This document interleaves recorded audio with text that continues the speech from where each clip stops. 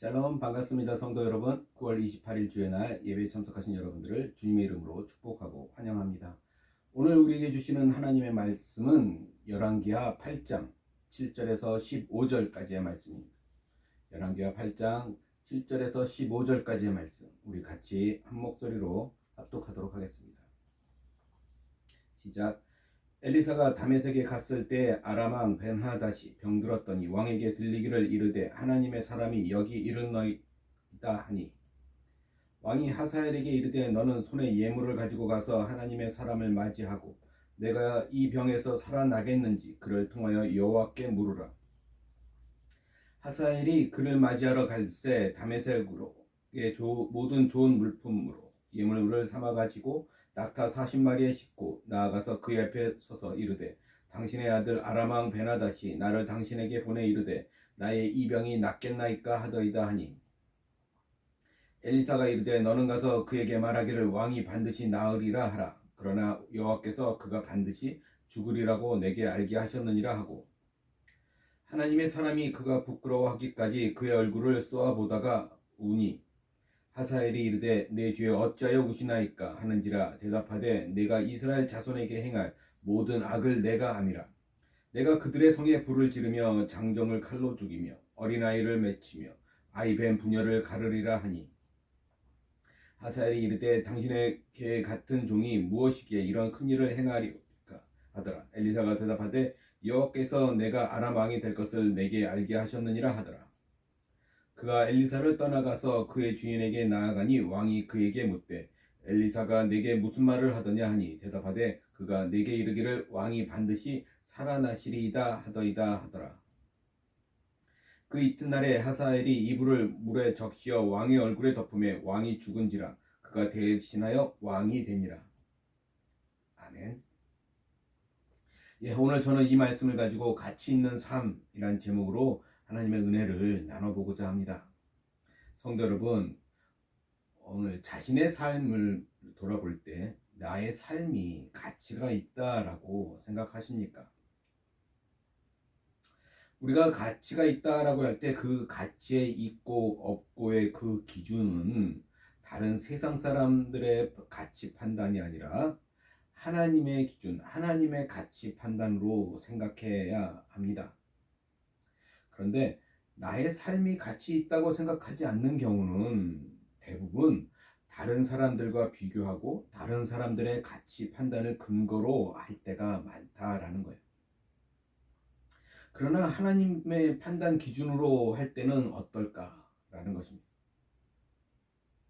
성도 여러분, 세상에 가치 없는 사람은 없습니다. 그러나 가치 없는 삶은 많이 있습니다. 따라서 존귀한 가치를 가진 사람이 가치 없는 삶을 산다면 그것은 죄라는 것이죠. 하나님께서 나에게 주신 가치 있는 삶을 우리는 생각하면서 살아가야 합니다. 그리고 그것은 다른 무엇보다 구원을 이루어가는 삶이 가장 가치 있는 삶이라고 말할 수 있습니다. 자, 오늘 우리가 읽었던 열왕기하 이 8장, 우리가 이 앞부분에서는 전에 엘리사가 죽은 아들을 살려준 수넴 여인의 이야기가 나옵니다. 7년 동안의 기근을 피하라고 알려줬고, 그리고 7년 후에 그 여인이 다시 자기 땅으로 돌아오는 그 이야기가 기록되어 있죠. 그리고 우리가 읽었던 오늘 본문은 당시 가장 강력한 힘을 가지고 있었던 이 아람의 왕이 바뀌는 사건이 기록되어 있습니다. 자, 7절 말씀부터 보겠습니다. 엘리사가 다메섹에 갔을 때 아람 왕 베나닷이 병들었더니 왕에게 이르되 하나님의 사람이 여기 이르렀나이다 하니. 자, 엘리사가 다메섹에 갔을 때라고 기록합니다. 때마침 이 엘리사가 이 아람의 수도인 다메섹에 간 것이죠. 그러나 사실 그것은 우연이 아니라 하나님께서 아람을 통치하시는 것을 보여주기 위한 하나님의 인도하심이었습니다. 엘리사가 자신의 도시에 왔다는 말을 들은 이 아람 왕 베나닷은 사람을 보내서 자신의 지금 병이 어떻게 될지를 묻고자 했습니다. 그리고 이 일을 맡은 사람이 하사엘이라는 사람이에요. 8절 보세요. 왕이 하사엘에게 이르되 너는 손에 예물을 가지고 가서 하나님의 사람을 맞이하고 내가 이 병에서 살아나겠는지 그를 통하여 여호와께 물으라. 이 아람 왕은 오랜 세월 동안 통치했던 왕입니다. 그렇기 때문에 당시 나이가 상당히 많이 있었을 거예요. 그리고 그는 지금 여호와라고 하는 말을 사용하고 있다라는 사실이죠. 그는 엘리야와 엘리사를 통해 여호와 하나님을 간접적으로 계속해서 경험하고 있었습니다. 그래서 지금 자신이 걸린 이 심각한 병에서 나을 수 있을지에 대한, 낫지 못할지에 대한 것을 알고 싶었다라는 것이죠. 그런데 우리는 여기서 한 가지 중요한 사실을 발견할 수 있어야 합니다. 이 왕 베나닷은 사실 지금 마지막 기회를 놓치고 있는 거예요. 그죠? 그의 인생의 마지막 기회일 수 있습니다. 그는 여전히 죄 많은 세상의 것에 대해서 궁금해하고 있었습니다. 그죠? 죄가 이끄는 세상에 대한 미련한 관심이고 그리고 미련한 질문이었습니다. 성도 여러분, 지금 이 베나닷은 자신의 인생에서 진짜 궁금해야 하는 것을 놓치고 있는 거예요. 여전히 죄와 탐욕의 세상에서 헤어나오지 못하고 벗어나지 못하고 있음을 우리에게 보여주고 있습니다. 자, 우리 사람들이 진짜 궁금해하는 것은 뭡니까? 우리 인생이 어디에서 와서 어디로 가는지에 대한 것이어야 합니다. 자신의 존재와 여호와 하나님의 존재에 대해 질문을 했어야 합니다. 엘리야와 엘리사라고 하는 그 위대한 하나님의 선지자들과 같은 시대에 살고 또 많은 것을 경험할 기회를 가졌음에도 불구하고 그는 여전히 하나님에 대해 너무 무관심했고 무지했다라는 거예요. 그는 오직 자기 자신의 수명이 연장될지에 대한 것, 거기에만 관심을 집중하고 있었습니다. 10절 엘리사가 이르되 너는 가서 그에게 말하기를 왕이 반드시 나으리라 하라. 그러나 여호와께서 그가 반드시 죽으리라고 내게 알게 하셨느니라 하고. 뭐요? 왕이 반드시 나으리라. 그런데 여호와께서 그가 반드시 죽으리라고 내게 알게 하셨다라고 말합니다. 지금 왕은 자신이 걸린 병이 나을 것인지 묻고 있는 엘리사에게 묻고 있는데 엘리사는 그 병에서는 나을 것이라고 이야기합니다. 그런데 그 병을 넘어 그 이상의 것을 말씀한 거예요. 지금 아람 왕 베나닷에게 가장 중요한 것은 지금 자신이 걸려있는 너가 걸려있는 그 병이 아니라 그 이상이라는 것을 보여주는 거예요. 병에 걸려서 죽고 사는 것은 지극히 짧은 시간에 관한 것이고 영생은 영원한 시간의 문제입니다. 그래서 지금 이 베나닷은 영생에 대해서 관심을 가져야 하는 것이죠. 그럼에도 여전히 병과 관련된 것밖에는 보지 못하고 있는 그에게 엘리사는 조금 더 근원적인 죽음에 대해서 말씀해 준 것입니다. 지금 왕의 관심이 집중되어 있는 그 병이 아니라 다른 방식으로 죽게 된다는 것을 알려준 것이죠. 사실 병이라고 하는 것은 어찌 보면 그의 인생에서 지극히 작은 문제입니다. 오늘날에도 사람들을 보면 지극히 작은 문제에 갇혀 있는 것을 보게 됩니다. 여전히 탐욕과 죄 속에 빠져 있습니다. 자신의 탐욕과 자신의 욕심이 채워지지 않았다고 슬퍼하고 절규합니다. 또는 그 반대로 그것이 채워졌다고 또 환호합니다. 아직도 그것을 넘어서 더 중요한 영혼의 문제를 보지 못하는 것이죠. 영생의 기쁨을 모르고 사는 것입니다. 성도 여러분, 우리의 인생이 이런 죄의 문제에 빠져 있으면 안 되는 것입니다. 우리에게 있는 지금이 어쩌면 마지막 기회인지도 모른다는 것입니다. 지금 말씀을 듣고 있을 때가 마지막 기회일 수도 있습니다. 자신의 영혼의 문제에 관심을 더 가지시기 바랍니다. 죄와 탐욕의 세상을 넘어서 생명과 하나님의 뜻이 있는 그 하나님의 나라에 우리가 더 관심을 가져야 합니다. 성도 여러분, 지금 나의 삶에 어떤 문제가 있습니까? 바로 지금이 하나님 앞에 엎드려야 할 때입니다. 자, 그리고 이제 베나닷에 대한 이야기를 마치고 엘리사는 그 심부름꾼으로 온 하사엘을 뚫어지게 쳐다보았습니다. 그리고 갑자기 울었습니다. 당황한 하사엘이 엘리사에게 묻죠. 그리고 엘리사가 대답합니다. 12절. 하사엘이 이르되 내 주여 어찌하여 우시나이까 하는지라 대답하되 내가 이스라엘 자손에게 행할 모든 악을 내가 아니라 내가 그들의 성에 불을 지르며 장정을 칼로 죽이며 어린아이를 맺히며 아이벤 부녀를 가르리라 하니.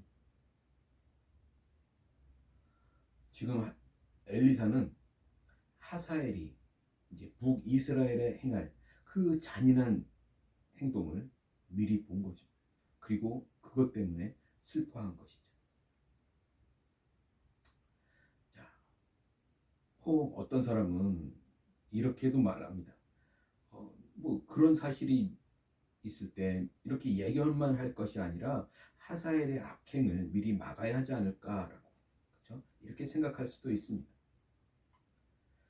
그러나 하나님께서 선악과를 먹는 것을 막지 않으셨던 것처럼 이 세상에서 일어나는 수많은 악행도 억지로 막지 않으십니다. 이 세상에는 수많은 무가치한 삶이 있습니다. 그러한 것을 하나님께서 막으시고 가치 있는 삶을 살도록 이끄시면 참 좋을 것 같습니다. 물론 하나님께서는 그렇게 되기를 원하십니다. 그러나 하나님께서는 우리 사람들을 기계로 만들지 않으셨습니다. 사람들은 결국 자신이 원하는 것을 선택합니다. 그리고 그 선택에 대한 책임이 있는 것이죠. 이 땅에서 일어나는 수많은 악행으로 인해서 믿음의 사람들이 고통을 당하기도 합니다. 그렇다고 사람들의 삶이 무가치해지는 것은 아니라는 것이죠. 악한 사람들이 믿음의 사람의 육신을 죽일 수는 있어도 믿음의 사람들의 영혼을 죽일 수는 없는 것과 같습니다. 그러기에 우리는 사람들의 악행에 좌절하고 낙심하고 주저하는 것이 아니라 계속해서 우리는 진리의 길을 가는 것에 더 관심을 가지고 살아야 하는 것입니다. 결국 당시에 영모를 생각하고 있던 이 하사엘은 돌아가서 왕을 죽임으로 자신이 북이스라엘의 왕이 되죠. 15절.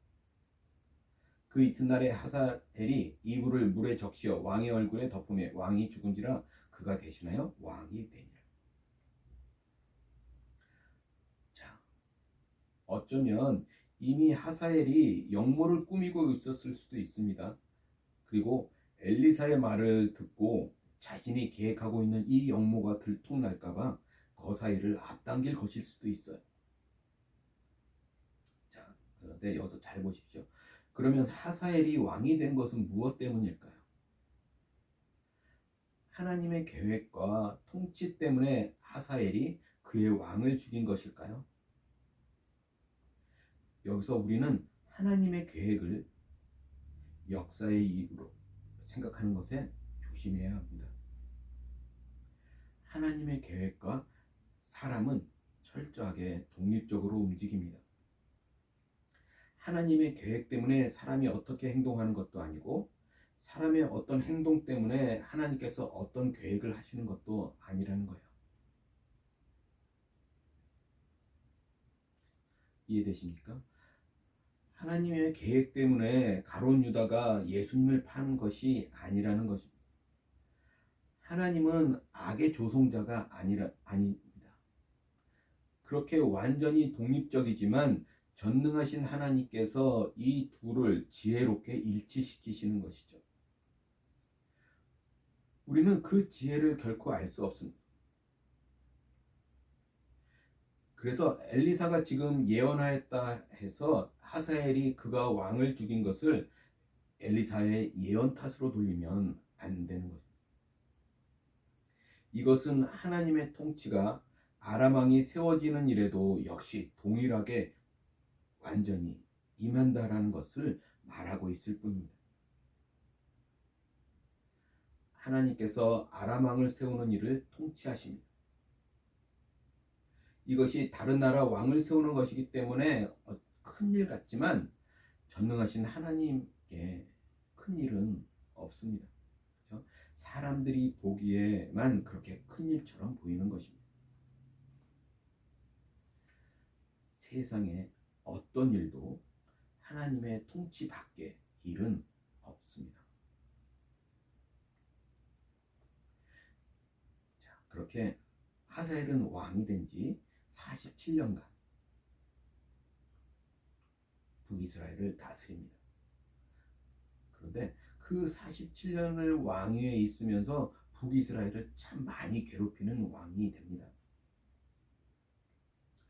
그의 이름은 성경에 23번이나 기록되어 있어요. 이 하사엘은 당대의 제국인 아수르와 싸우면서 나름대로 자신의 이름을 드러냈습니다. 그러나 그렇다고 해서 그가 가치 있는 삶을 산 것은 아니라는 것입니다. 그는 하나님의 백성인 북이스라엘 사람들을 괴롭힌 악한 왕에 불과합니다. 그리고 그는 결국 무가치한 삶으로 마치게 되는 것이죠.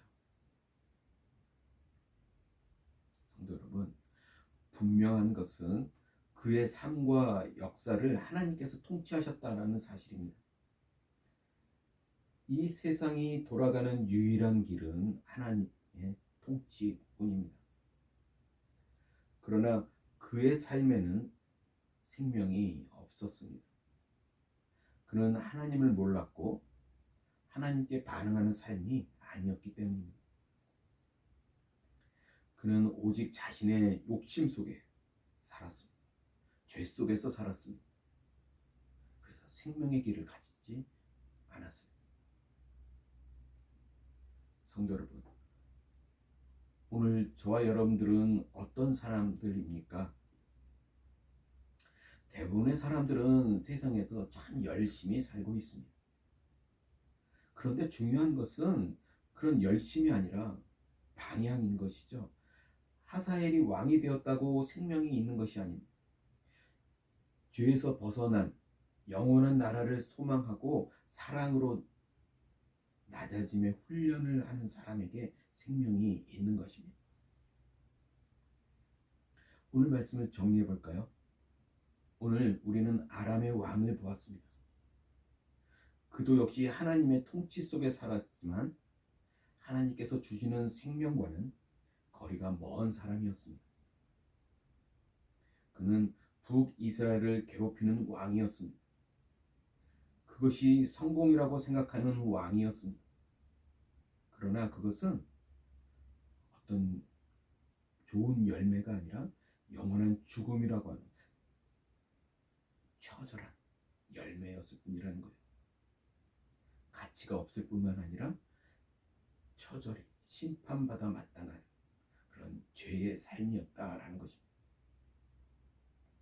성도 여러분, 가치 있는 삶을 살아갑시다. 크고 작음이 중요한 것이 아닙니다. 생명이 중요한 것입니다. 거룩이 중요합니다. 오늘 저와 여러분들에게 생명을 주신 하나님을 향해서 가슴이 뛰는 삶을 살아가시기 바랍니다. 창조주 하나님을 향해서 영원한 생명을 가진 자로 반응할 수 있기를 원합니다. 하나님의 음성을 듣고 그런 삶을 순종하며 살아가는 삶을 살아가시기를 소원합니다. 그것이 하나님께서 말씀하시는 가치 있는 삶이라는 것입니다. 기도하겠습니다. 하나님 아버지 감사합니다. 그렇습니다. 자리의 높고 낮음이 중요한 것이 아니라 그 안에 영생이 있는지가 더 중요하다 말씀하십니다. 하나님, 오늘 우리의 삶이 가치 있는 삶으로 영원한 생명을 가진 자의 삶으로 하나님의 말씀에 순종하며 살아가는 그런 삶으로 오늘 우리의 삶들이 변화될 수 있도록 주님 우리와 함께 하시고 성령으로 충만케 하여 주시옵소서. 날마다 주님의 음성을 듣는 그런 귀하고 복된 삶을 살아가는 우리 모두가 될 수 있도록 주님 함께하여 주시옵소서. 감사하며 우리 주 예수 그리스도 받들어 간절히 기도드리옵나이다.